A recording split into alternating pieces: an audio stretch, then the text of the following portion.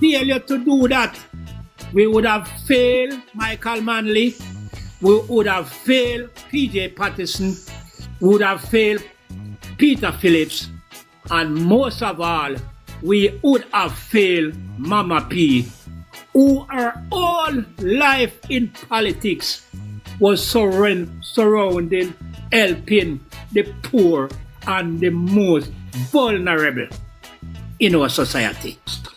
So let's just say this and say that. We don't want to hear that. If you cannot show us the location where the houses are constructed and the recipients of those houses, then we will believe what you say, and I do believe what you say is the truth. That's why you're running up and down all over the place trying to make a comeback. Neither you, the Prime Minister, or Cliff Hughes cannot convince the Jamaican people otherwise. I yield the floor to the next speaker. Thank you. Hey, Comrade Dre. Good morning. All right.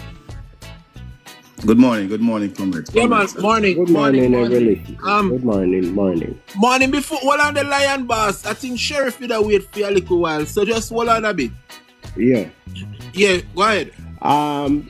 Yes, so the question is that how many persons know the meaning of indigent home or that word, and when that word derive up on the people, and how many persons look at the documents when they were signing it, because if it's the poor and the less fortunate of the lowest fortunate people, did they allow them to view this document that they were signing over?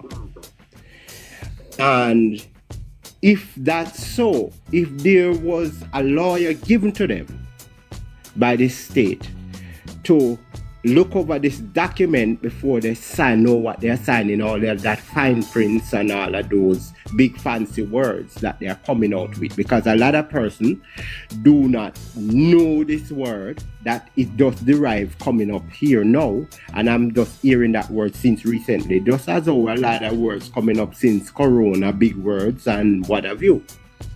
So how many of these people underneath that radar knows what that word meant?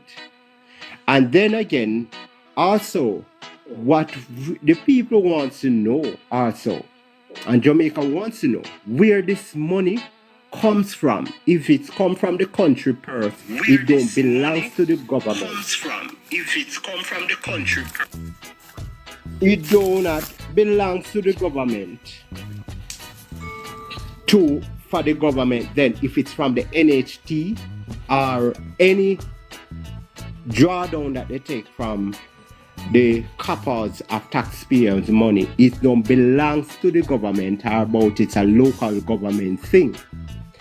And also, why was it not explained to the people at first that this house here that you are getting and we are building, it cannot pass on to no relative, or it can pass on to nobody but somebody else different. If these people live below the poverty line that get these houses, it's supposed to be in that maybe they can't read, maybe they don't understand all of these guidelines and rules, and then you popped out of your magic bag to pop out something with your magic wand now to tell the people them said, okay, I didn't give you the house, I just lend you it.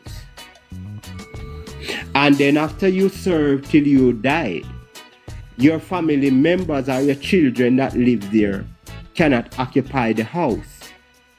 Whose money it is that these people are playing with? Is the country's money. And let's forget about Cliff Hughes, because we know already what Cliff Hughes stands for. We know what his autonomous thing in Jamaica is for. So let's forget about him. We know what his promotion and what de-promotion is. We know that his parents coming from the colonization, where slavery then get one nice pretty name, a good name, and I work in a household like you hear, say they are managers, and they are get some fancy title names. And then they have part of the enslavery coming back from generation. We know that because anyone that accepted what is going on in this country right now cannot be for Jamaica and the Jamaican people. Cannot be for the Jamaican people. So true. So true. If we sat down, I have looked at different vloggers of this party here, of the affiliates to the Jamaican Labour Party. Arrogance.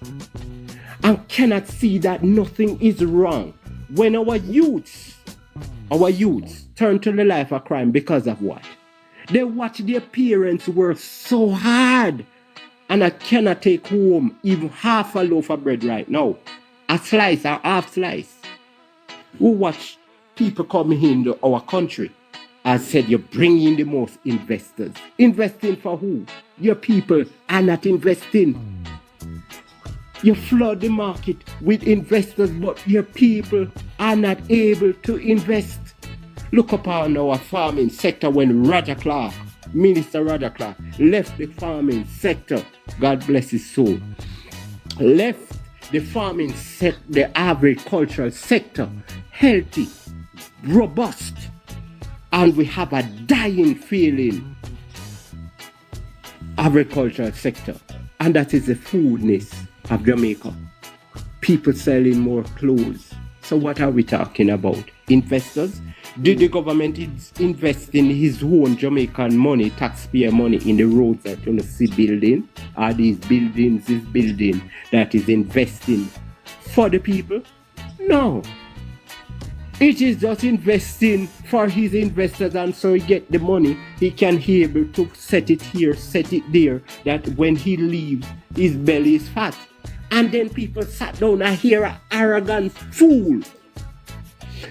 The other day, what I supported with her arrogance, I'm talking about the People's National Party were robbing the country for themselves, but Andrew robbing the country to set up the country. Who is he robbing? No, we the taxpayers. And what did he do? Corner the whole sector of the business sector. So when he cornered that in a few years, what will happen, my people and listeners? What will happen when he corner all the financial sector and the working class sectors and the private